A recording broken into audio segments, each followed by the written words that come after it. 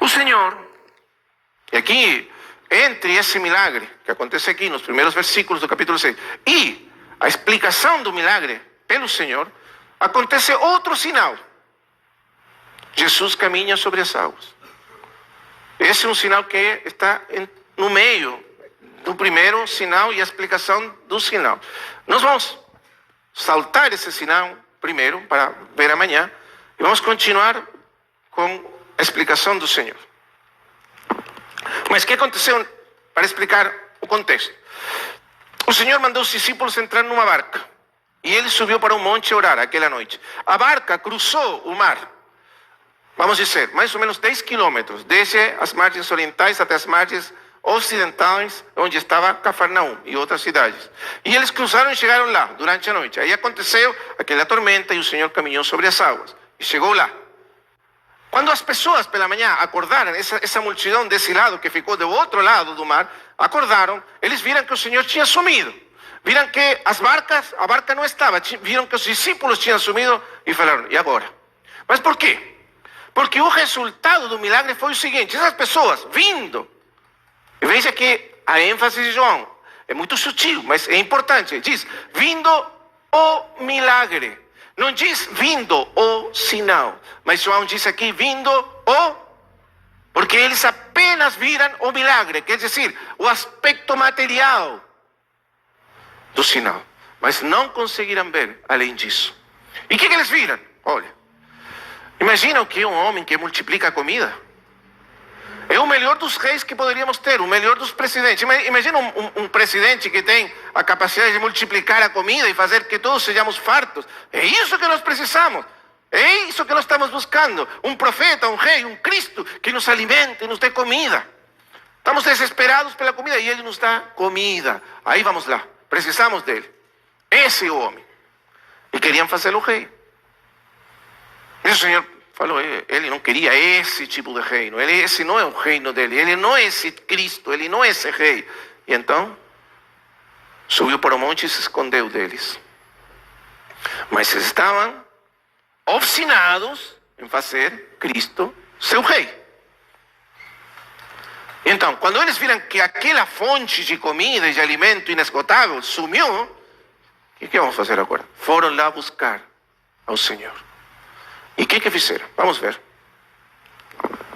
Diz, versículo 25. Versículo 24. Vendo, pois, a multidão que Jesus não estava ali, nem seus discípulos, entraram nos barcos e foram a Cafarnaum em busca de Jesus. Então, aquela grande multidão, não sei quantos barcos, mas para pegar uma multidão de 14 mil pessoas do outro lado do mar, você precisa muito, e aqui está a chave, muito esforço e trabalho. E essas pessoas se esforçaram e trabalharam ferventemente. Por quê? Por achar a Jesus a fonte de comida e de pão. E se esforçaram realmente.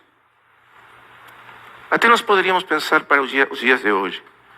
Quantas pessoas veem em Jesus apenas um fornecedor de alimento, de comida, de carros, de casas? Não é assim? Até muitos apresentam Jesus como um fornecedor de alimentos, de bênçãos materiais, físicas.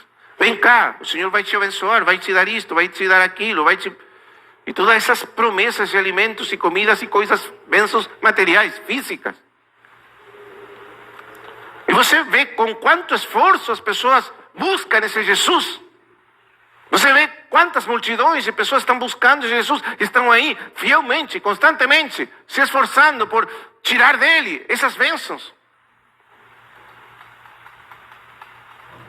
E claro, às vezes o Senhor, na sua misericórdia, nos dá essas coisas, porque Ele nos ama e é bom conosco.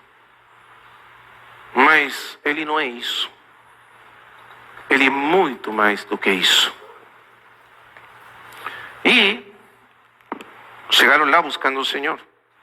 E achando, versículo 25, no outro lado do mar, disseram-lhe, Rabi, quando chegaste aqui? Não, o Senhor nem respondeu a palavra, porque ele caminhou sobre as águas e não dava para explicar a eles nada. Jesus respondeu-lhes e disse, na verdade vos digo, e toca no coração do problema deles. que me buscais não pelos sinais, agora sim, sinais, não porque entenderam o que eu fiz, o milagre que vistes, mas porque comestes do pão e vos saciasseis.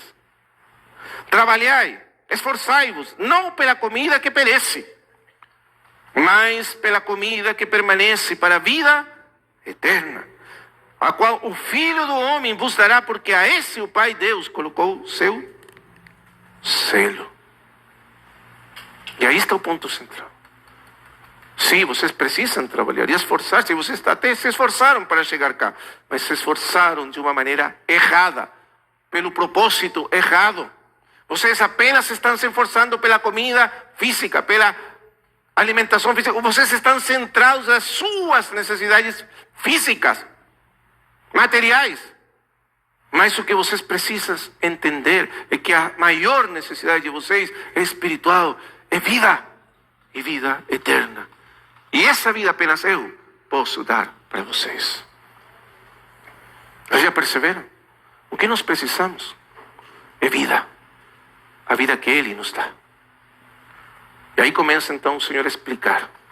Ele diz, então, se você tem essa comida, eles dizem, ele ainda está nesse plano totalmente humano, terreno, de entendimento humano a respeito dele. Se você tem essa comida, nós precisamos, queremos essa comida.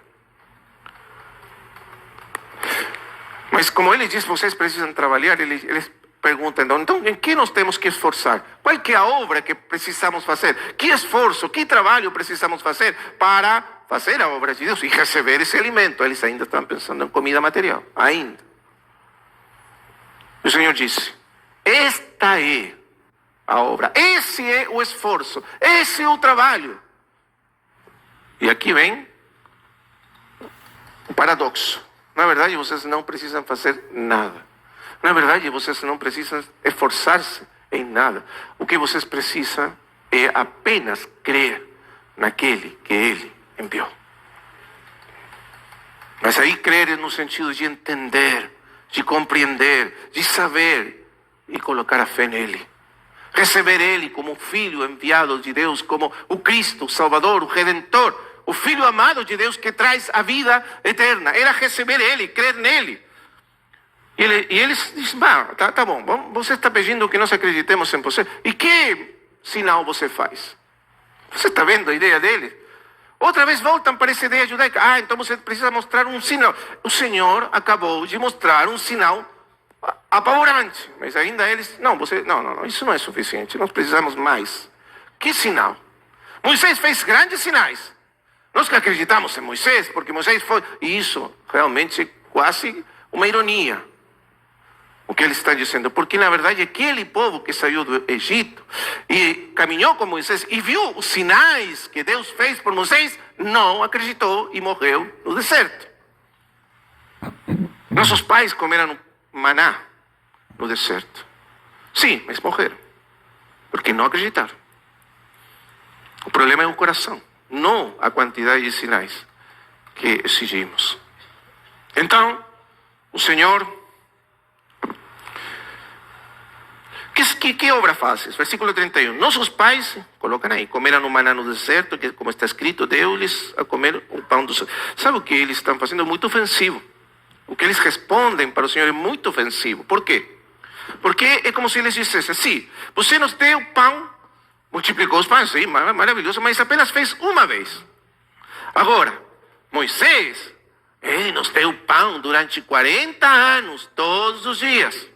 Você não fez nada grandioso. Moisés fez uma coisa grandiosa. Você entende?